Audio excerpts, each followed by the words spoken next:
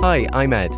Putting contact lenses on and taking them off may be tricky at first, but I'll show you how I do it.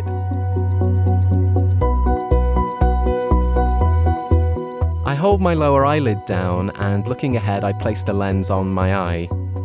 Once on, I blink a few times. Let's try again. I look ahead, hold lower eyelid and slowly place the lens on my eye. Then I blink a few times. To take them off, I pull my lower eyelid down, look ahead and slide the lens down before I gently squeeze it to take it off. Let's recap. Hold lower lid down, slide lens down and squeeze to take it off. Done! Keep practicing and you'll get there.